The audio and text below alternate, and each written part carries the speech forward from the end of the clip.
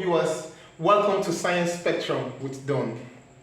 This is Chemistry 189, the fundamentals of chemistry. And of course, I will start off the first part of the first lecture in Introduction to Chemistry. Alright, now, chemistry is all around us. Chemical changes all around us brings about beautiful colors. Chemical changes all around us brings about light, it brings about warmth, it brings about new and exciting materials. So chemical changes brings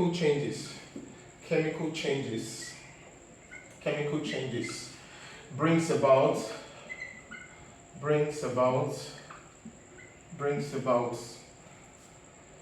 beautiful colors. Like when you walk through a garden, you see colors of flowers. It brings about light. It brings about warmth. And of course, it brings about new and exciting materials. And of course, this makes our world even more beautiful. All right, now chemists have a particular goal. The goal of a chemist is, one, they always seek to understand. They also explain the world around us, and of course they utilize the things they've learned. So chemists seek to understand, they explain and utilize the diverse materials, utilize the diversity of materials, of course, that makes our world beautiful. All right, now chemistry evolved about 3000 BC, that's about 5,000 years ago. So chemistry,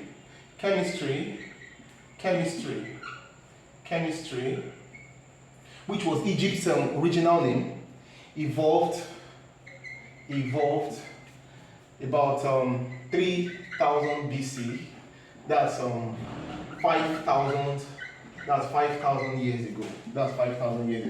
And of course, chemistry evolved in Egypt. But at the time, it wasn't called chemistry. It was just philosophy, which was just an empirical way. That's trial and error. So they practiced the art of chemistry empirically, which is trial and error, in making of pottery. They made pottery, they made glasses, they made ceramics, elementary metallurgy, they made dyes and coal. They even excavated tombs of ancient kings in their preserved states, and of course they uncovered the workings of gold, silver, and of course and the like. So it all evolved in Egypt. That's about 3000 BC, 5,000 years ago. All right, so Egypt, they practiced the art of chemistry. They practiced the art of chemistry, as at the time it was philosophy. In winemaking, they made wine. In winemaking, they made dyes. In dye making, in elementary metallurgy,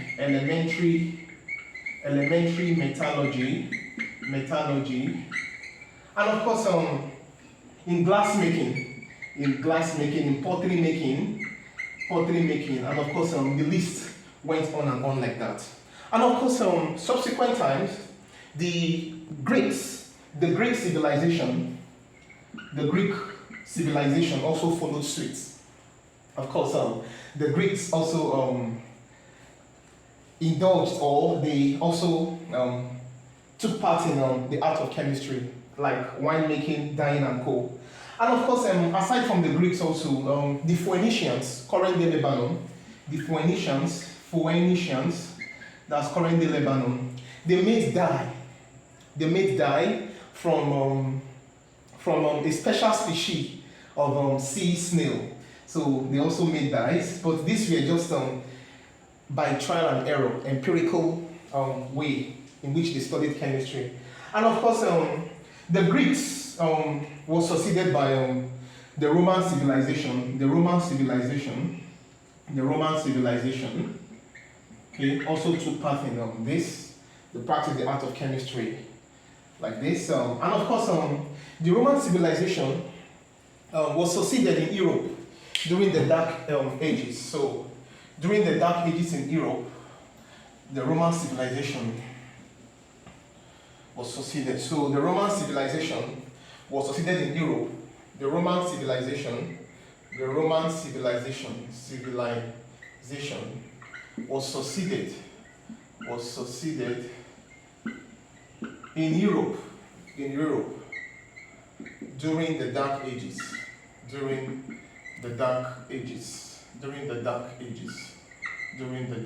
And of course, after this time, knowledge was at a very low ebb.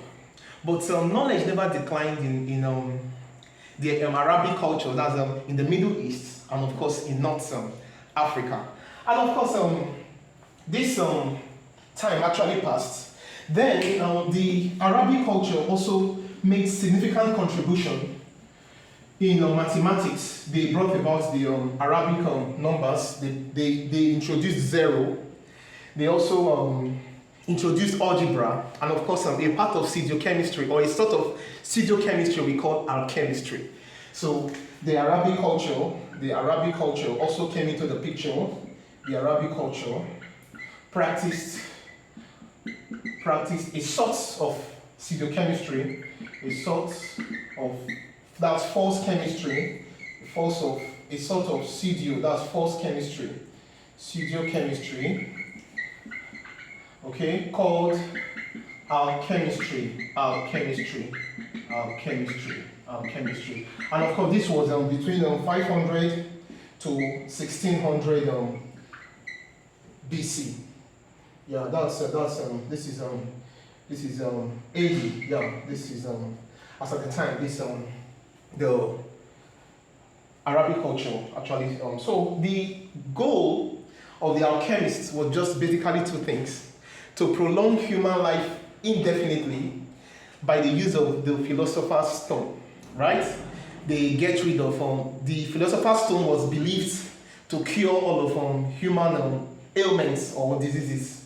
And number two was to convert base metals like zinc and copper into gold. So those were the two things the alchemists were particular about. And of course, even to date, in medicine, you still use symbols alchemists use. They still use that in medicine. But of course, as time proceeded, a Swiss physician by the name of Paracelsus. So Paracelsus, he lived in between 1493 to 1541. Yeah, Paracelsus. He was a Swiss physicist. He said, however, he criticized the practice of alchemistry openly, and then said or suggested that the knowledge that was gained from alchemistry, which was shrouded in lots of mysticism, that it should be channeled to two things. First, it should be channeled to medicine, and then of course to the cure of human ailments. So you may want to beam this for a while. Then subsequent time, the Renaissance era came on, and that was when Nicholas Copernicus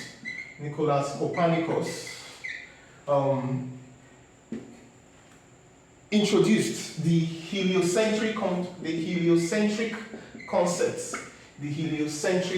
of the universe. Heliocentric means sun-centered, the sun-centered concept of the universe. Because before this time, Aristotle said proposed the geocentric concept of the universe, which simply means that the sun revolved around the planets. And of course, people believed that for almost 3,000 years. And of course, at the time Nicholas Copernicus came into the scene, he rather suggested through direct astronomical observation that the sun is at a principal focus, or is at a focal point, while the other planets alongside the Earth revolved around it. And of course, this was during the Renaissance. And of course, this time passed, then a French chemist by the name Antoine Lavoisier used a beam balance in an enclosed chamber while he was studying the combustion of a certain material, figured out that during and after a chemical reaction occurs, the masses, or there is no net change in the mass of that material. So Antoine Lavoisier, this was in 1743 to 1794. He was French. So he was the first, based on that observation of his and the tests he carried out, he was the first to propose what we call the law of the conservation of mass. So he proposed the law of the conservation of mass. And of course, he was the first to make quantitative measurements of matter. And of course, the likes of Robert Boyle, Joseph Priestley, John Dalton, of course, came into the picture. And of course, the idea of chemistry being a modern science, of course, blossomed through the Renaissance. Now, there are two ways in which chemists gain scientific knowledge. The first is what we call the trial and error method. That's called serendipity. And of course, the second way by which chemists gain knowledge, scientific knowledge, is through the scientific approach. So we'll talk about that in a couple of moments from now. So scientific knowledge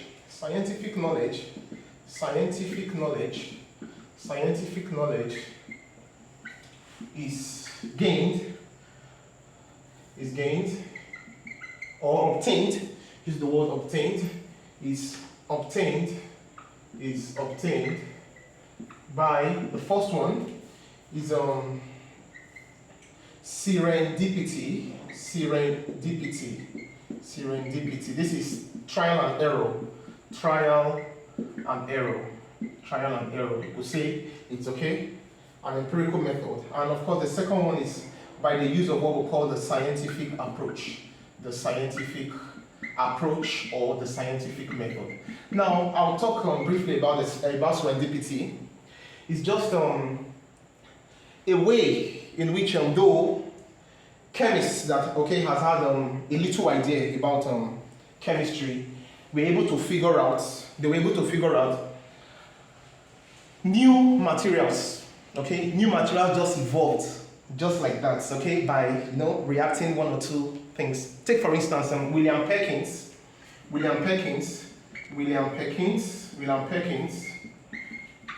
in 1856, had wanted to synthesize quinine. Quinine happened to be a malarial drug, right? And then he reacted aniline sulfate with potassium dichromate.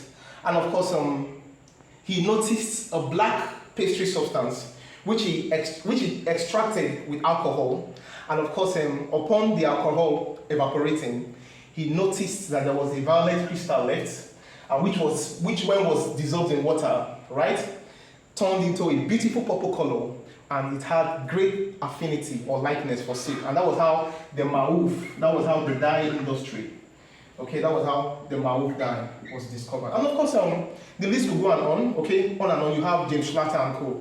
Thank you for tuning in, For the sake of time, I need to wrap it up here. Like, share, subscribe for more content. Thank you.